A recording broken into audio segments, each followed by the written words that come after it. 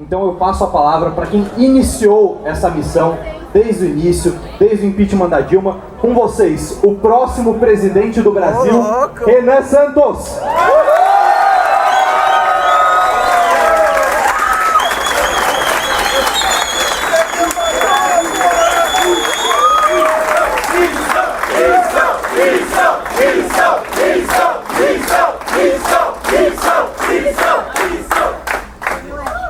Boa noite! Muito obrigado a todos por terem vindo, muito legal mesmo. Tava até checando os stories, falei, pô, será que vai dar uma galerinha? Muito bom. Primeira coisa, eu tava até confuso porque eu tava vindo pra cá, eu falei, será que é realmente pra gente fazer um show sertanejo hoje? Que eu cheguei, tava um barulhão ali enorme, uns caras de chapéu lá fora, eu falei, tem certeza que aqui é o evento? Eu até pedi pro Riso ligar, falei, não, é o evento aqui, ótimo, maravilhoso. Muito feliz, ainda mais sabendo que eu tô encontrando vocês no meio de um feriado. Vocês podiam estar entre amigos, com família, mas estamos fazendo algo mais importante do que a diversão. Nós temos um dever de construir a porra do nosso país. Nós temos o dever de tomar posse e ficar de fato dono daquilo que é nosso. Digo isso como uma pessoa que está rodando o Brasil de maneira muito humilde.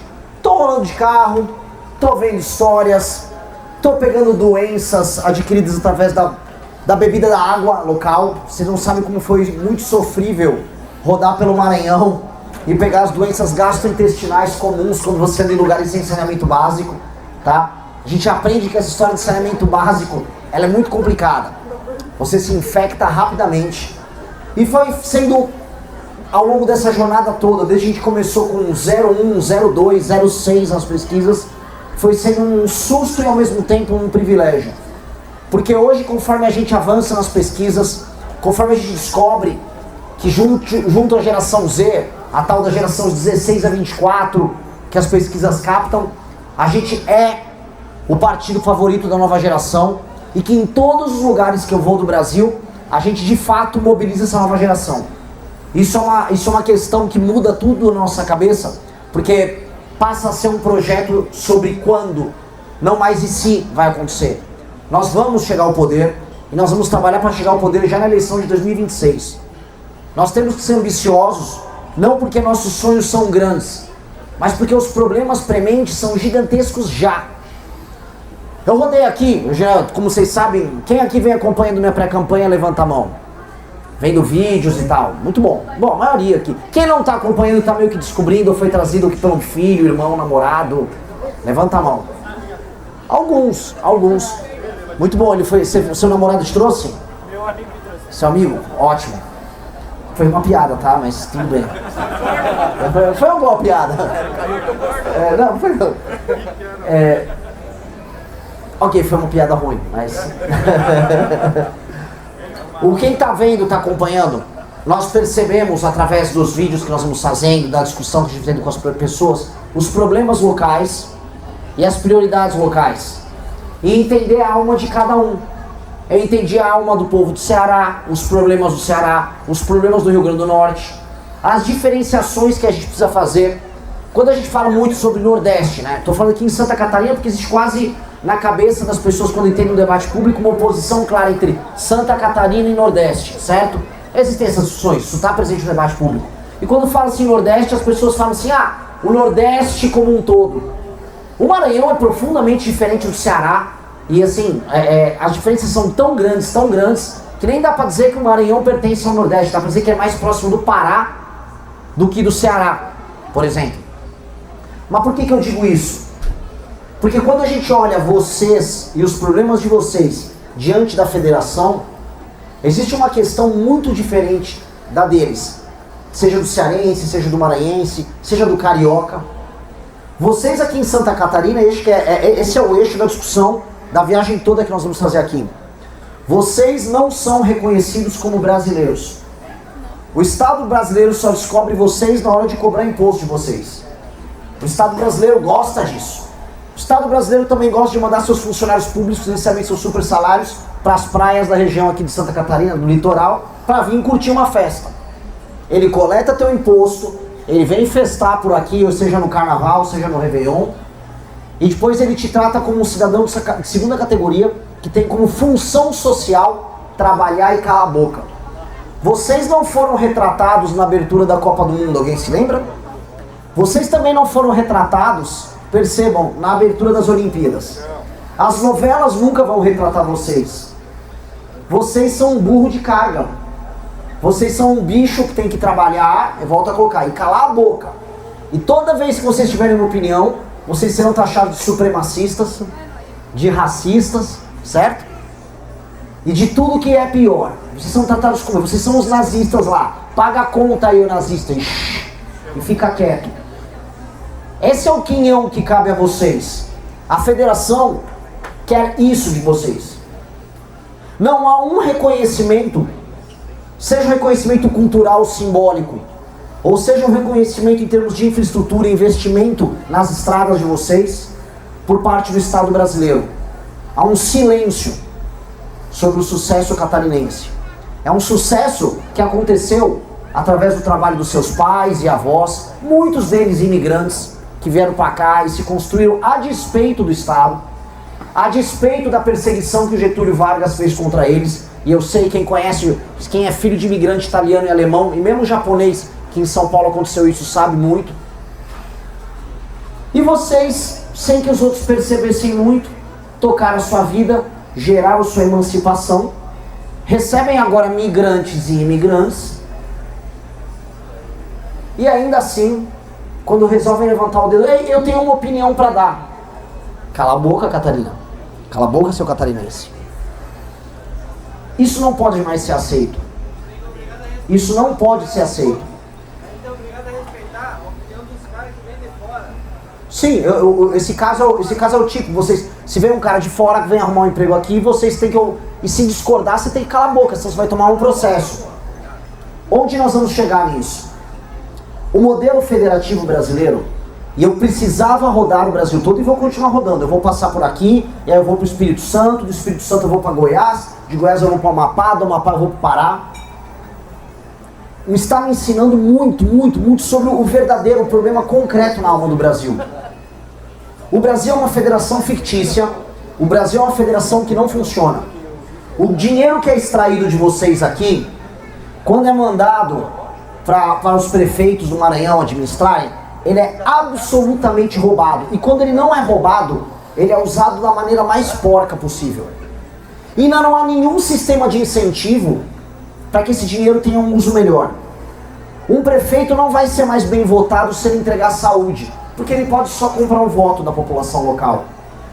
Um governador, seja no Piauí, seja no Amapá, seja no Pará, ele não tem nenhuma obrigação em aumentar a atividade econômica do Estado para não depender tanto dos recursos que são coletados em estados como o de vocês, simplesmente porque ele pode comprar os seus eleitores, ele pode executar emendas, ele pode tocar uma operação gigantesca de Caixa 2. Eu descobri que estados brasileiros inteiros são operações inteiras de Caixa 2. Municípios inteiros não têm razão de existir. E o problema é que essa conta começou a chegar e vocês todos estão percebendo que ela começou a chegar. Os impostos que vocês estão pagando estão aumentando e vão continuar a aumentar. Os juros bancários que sustentam o Estado perdulário vai continuar alto e não há expectativa de queda, muito pelo contrário. Se não passar as reformas que a gente está falando que vai fazer, da PEC daquele deputado japonês lá de São Paulo, que foi o único que teve coragem de entrar com a PEC mais impopular de todas, mas entrou. Se não passar isso, o Brasil quebra. E aí ou é inflação ou é juros, você escolhe o seu dinheiro perde valor. E por que vocês estão começando a perceber isso? Porque o modelo está ruindo. O modelo de país baseado em extrair dinheiro de quem trabalha e jogar para uma classe política parasitária que administra os lugares menos produtivos não vai dar certo. E ou nós resolvemos ele, e resolver ele só tem um caminho, que é fazer toda a federação gerar resultado, que é eliminar a classe política parasitária, que é eliminar o judiciário parasitário, ou a federação vai acabar. Eu estou falando sério. As pessoas cada vez menos percebem sentido na ideia de Brasil. E eu defendo a ideia de Brasil. O lugar, inclusive, de todos os estados que eu mais rodei, que eu mais vi bandeira do Brasil na frente das casas, foi aqui. O lugar que os outros dizem que é separatista. Não, os caras são separatistas. É o lugar que mais tem bandeira do Brasil. É um lugar que, errando ou acertando, eu sei que teve muita gente que errou, tentou articular uma ideia de patriotismo. Aqui. E percebam que mesmo com essa construção, vocês ainda não são ouvidos. Mesmo vocês falando, não, eu quero um Brasil que faça sentido, um Brasil do trabalho. Não são ouvidos. Nós precisamos, e esse é o projeto, construir a ideia de um Brasil de vocação imperial. E o Brasil de vocação imperial tem que ter um território grande, tem que ter uma população grande, mas que seja como um todo um Brasil trabalhador, que seja como um todo um Brasil que arrecada o próprio dinheiro no próprio município, no próprio estado e gaste lá, que seja um Brasil autônomo e não um Brasil que trate parte da sua população como burro de carga e outra parte da população tratada como animais, que você compra o voto dela de 2 em 2 anos. É isso o que a federação... Essa é a maior lição de todas que eu estou tendo rodando o Brasil. E isso é desesperador. Porque de todas as opções políticas para a eleição de 26, todo mundo sabe falar. Tirando o Lula, que não está falando nada, ele fala de pé de meia. Não, o Xandão é um problema, e óbvio que o Xandão é um baita problema, e óbvio que a gente vai ter que botar o judiciário dentro da caixinha dele de volta. Mas o problema brasileiro, o problema na alma do Brasil, o problema que foi gestado ao longo das últimas décadas, o problema que está deixando vocês mais pobres, o problema que ameaça tornar o modo de vida de vocês um modo de vida obsoleto, superado, porque talvez as cidades de vocês se pareçam cada vez mais com as cidades de São Paulo, que foram sendo corroídas porque São Paulo estava no meio do caminho. Vocês poderão ver o modo de vida de vocês corroído. Isso começou a bater na porta de vocês. A escolha dos pais de vocês, que eu estou vendo pessoas mais novas aqui, mais novas que eu na minha idade, a escolha dos pais de vocês, a escolha desesperada deles, foi optar pelo Bolsonaro. E aqui eu vou começar a falar de maneira generosa. Eu votei no PSDB quando era mais jovem. Na primeira eleição para presidente que eu votei, eu tive que votar na múmia do José Serra. Mas eu votei com gosto naquela múmia. Não, a melhor múmia que eu tinha era um PSDB contra o PT. Depois votei no Alckmin, depois votei no Serra de novo, depois votei no Aécio. As pessoas tiveram esperança até no PSDB. Quando o Bolsonaro apareceu, ele pegou, segurou uma bandeira do Brasil e disse: vamos acabar com esses vagabundos aí, tá ok? O que a galera começou a imaginar? Em cada lugar o vagabundo significava uma coisa. Para alguns vagabundos eram os políticos, para outros vagabundo era assaltante, para outros era o judiciário, para outros era o professor de esquerda da faculdade, cada um imaginava o seu vagabundo. No fundo, vagabundo algum foi pego. Mas a geração dos teus pais comprou aquela luta, porque ela começou a perceber algo que eu estou falando aqui com vocês, que o modelo de Brasil começou a ruir. As pessoas foram às ruas em 2013 ver isso. As pessoas começaram a sentir um mal-estar. Quando a gente derrubou a Dilma, o mal-estar estava aumentando, e o mal-estar não está diminuindo. Então, por mais que os seus pais erraram e optar por um líder fraco, e o Bolsonaro é um líder fraco por excelência, os seus pais estavam tentando enfrentar a luta que tinha com as armas que eles tinham à disposição. Veja, volta a colocar, eu votei no PSDB em 2002. Eu queria ajudar o Serra em 2010 a ganhar lá da Dilma. Todo mundo tem suas tentativas desesperadas. Só que vocês são outra geração.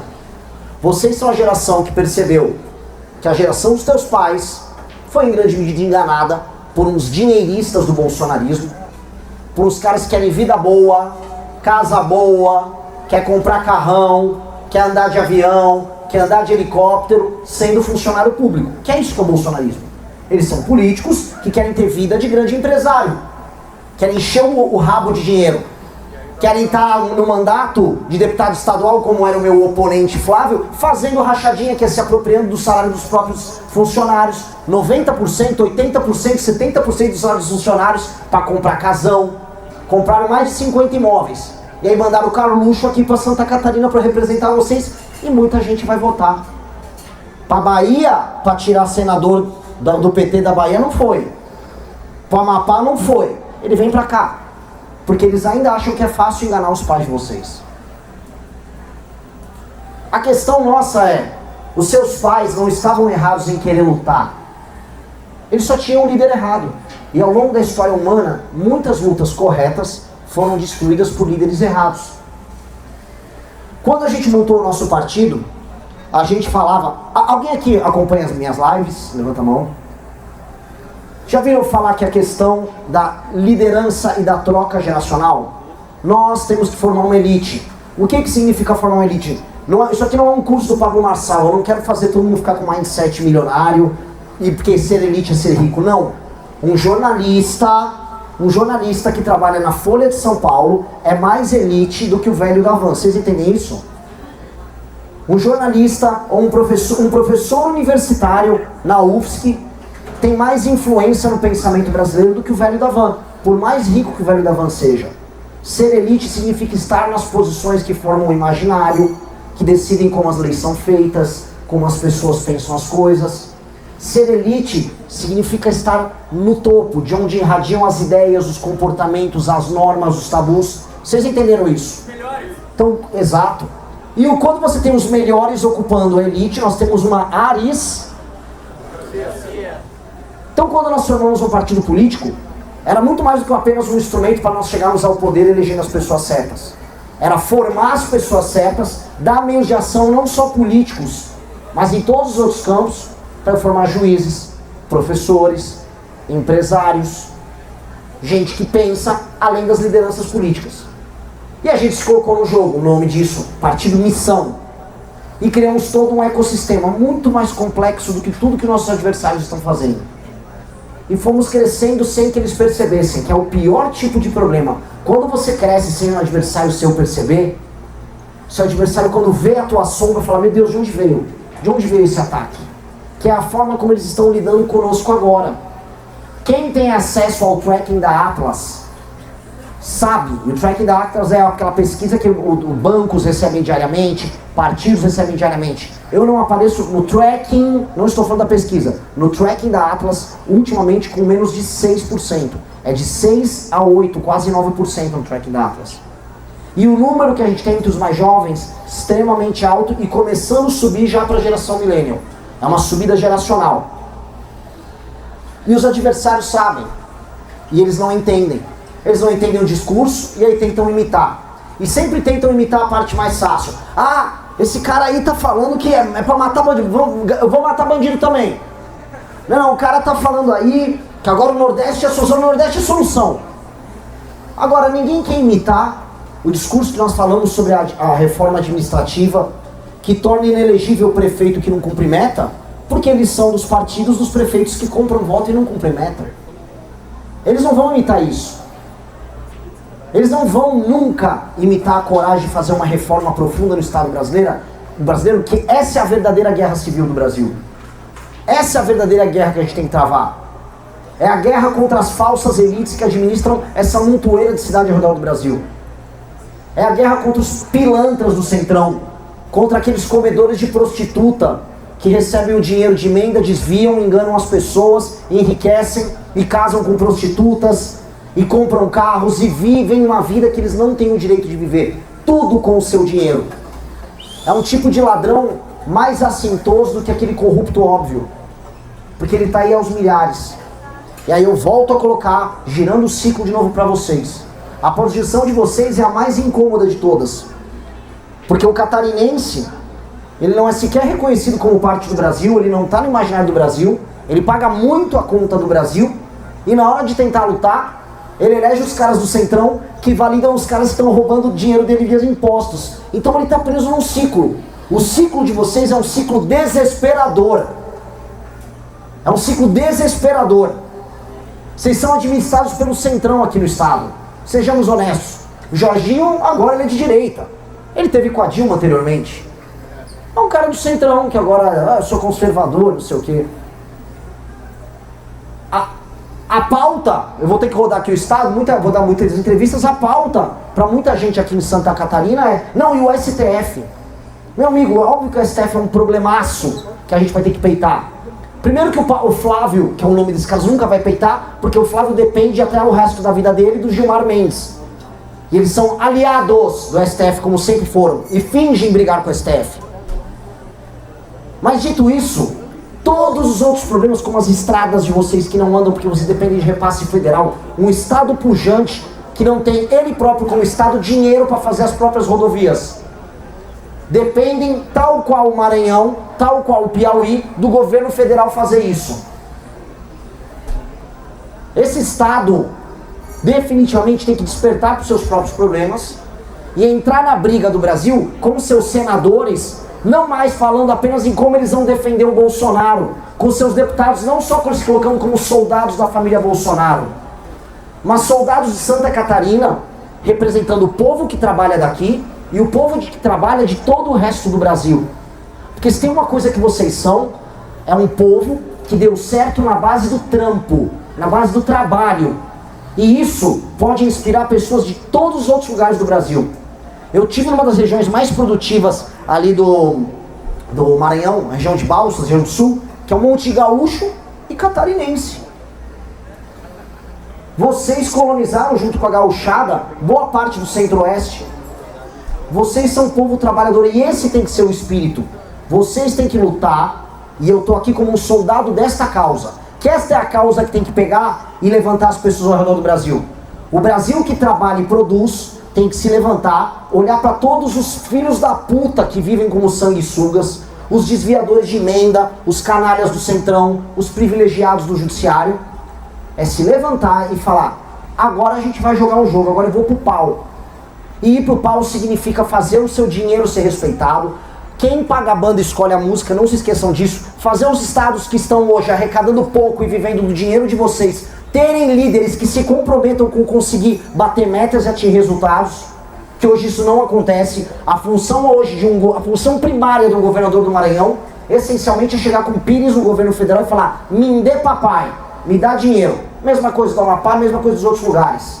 E aí os seus representantes aparecem lá e falam, soltem o mito. Tá desproporcional, galera. De um lado o cara tá indo pegar dinheiro e do outro você falou, tá, mas eu amo o Bolsonaro. Meu amigo, o jogo não é esse. Vocês têm que se reorientar no jogo. E eu trago aqui um instrumento para essa reorientação. Eu podia vir aqui falar com vocês da guerra contra o crime organizado, mas o maior problema de vocês não é o crime organizado, ainda. Eu poderia falar para vocês o que nós vamos fazer em matéria econômica, mas o problema econômico não é o maior problema de vocês, ainda. Eu vim aqui falar com vocês de pacto federativo e do papel de Santa Catarina nesse jogo, porque este é o seu maior problema. Só que ele é um problema silencioso, que demanda um raciocínio um pouco mais complexo. Só que se vocês entenderem que é esse o seu raciocínio, vocês podem fazer uma revolução.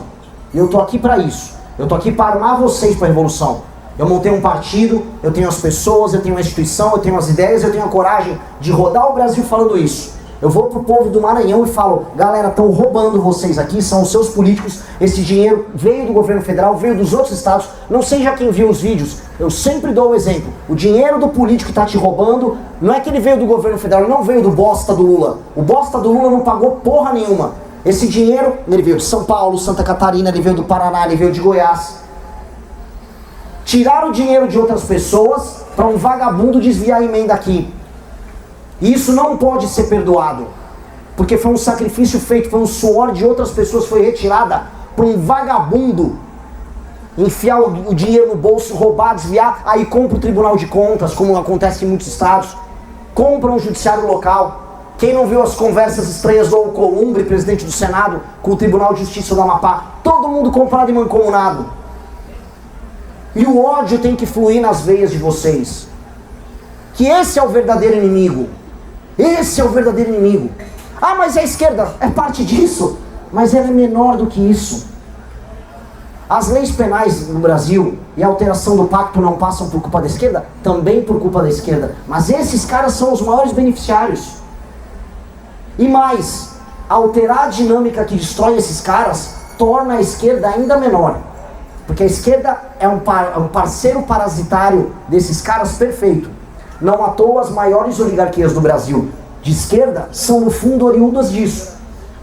É só pegar o Sarney, é só pegar a família do Dino, e talvez um exemplo mais claro de todos que é o João Campos, que é uma família escravocrata lá de Pernambuco, que se tornou progressista. Eles são escravocratas e progressistas, e se vocês aqui descontarem, não, vocês são nazistas, vocês não podem reclamar.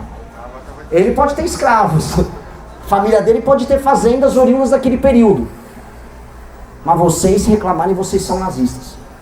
Se isso aqui não fizer a raiva fluir dentro de vocês, e vocês redirecionarem essa raiva para uma ação política certa, vocês vão ficar permanecendo nessa seguinte posição: trabalhando muito, ralando, vão comprar uma casinha, talvez comprem um carro novo, não vão ser representados em nada, não vão decidir nada no Brasil, se reclamar serão nazistas, e aí vão ver aos poucos e lentamente o mesmo governo federal que te rouba, alterando o modo de vida de vocês, alterando a dinâmica de vocês, vendo as suas cidades se alterarem, vendo os moradores de rua aumentarem, a qualidade de vida caindo, até que viver aqui vira uma merda e eles finalmente vão falar: viu?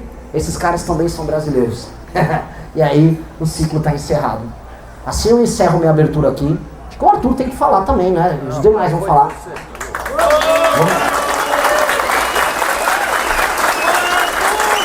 O pessoal quer, Arthur vai falar. E aí vamos abrir para perguntas também depois, fechado? Muito obrigado, galera. Valeu. Gostou desse corte? Assista às lives diárias no canal MB Live TV. E para mais cortes como esse, se inscreva no Rabo da Onça e fique por dentro das novidades da missão.